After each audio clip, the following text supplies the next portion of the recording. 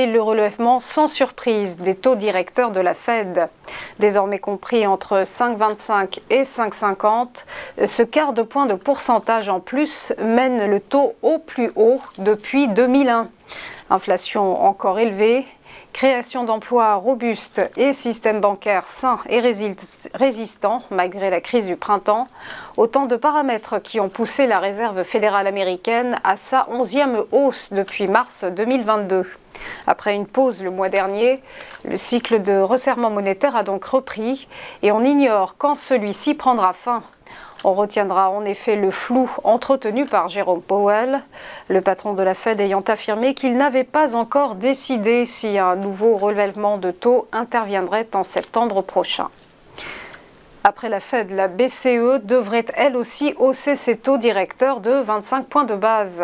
L'annonce doit être faite cet après-midi par Christine Lagarde. Contrairement à son homologue américaine, la Banque centrale européenne n'a entamé son durcissement monétaire que tardivement par comparaison. Cela fait 1 an précisément que l'institution de Francfort tente de maîtriser la poussée inflationniste par ce biais. Le reflux est pour l'heure limité, avec une hausse des prix à 6,9% en zone euro le mois dernier. Christine Lagarde a du reste déjà indiqué qu'il restait encore du chemin à parcourir pour peser sur l'inflation. Dans ce contexte, le Conseil des gouverneurs n'anticipe pas de rupture de ce cycle et le taux de référence de la BCE devrait s'établir à 3,75%. Terminons par l'union sacrée des géants américains de l'IA. FMF, Frontier Model Forum, c'est le nom de l'organisation professionnelle créée par Google, Microsoft, OpenAI et Anthropic. Traduction en français, le forum des modèles d'avant-garde. Le but affiché, s'autoréguler et lutter contre les risques liés à l'intelligence artificielle. Une initiative qui vise officiellement à garantir un développement sûr et responsable des systèmes IA d'avant-garde, selon les termes d'un des protagonistes. Concrètement, le FMF devrait collaborer avec l'industrie, les gouvernements, la société civile et le monde universitaire afin de coordonner les pratiques et partager les recherches sur la sécurité et les dangers de l'intelligence artificielle. Il s'agit surtout de devancer le législateur au moment où certains projets de régulation type AI Act sont annoncés, notamment en Europe. À noter que Amazon et Meta pourraient prochainement rejoindre le FMF.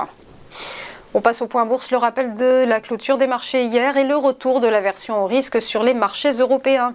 Avec la forte chute du CAC 40, moins 1,35%, l'indice parisien est tombé à 7315 points, lesté par les résultats jugés inquiétants de LVMH. Recul à Francfort également, mais modéré. Le DAX a lâché moins 0,5% à 16 131 points. Et quant au FTSE, il a subi un léger repli, moins 0,19% à 7 676 points.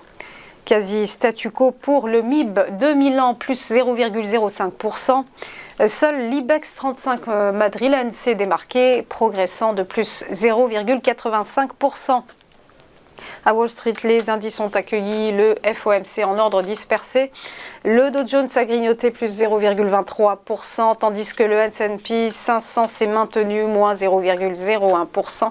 Et le Nasdaq Composite s'est effrité de moins 0,12%. Enfin, à Tokyo, le Nikkei ce matin se hisse de plus 0,68%. Voilà pour les news, on reste ensemble, mais on va marquer une première pause et on se retrouve juste après pour ChronoCAC. À tout de suite.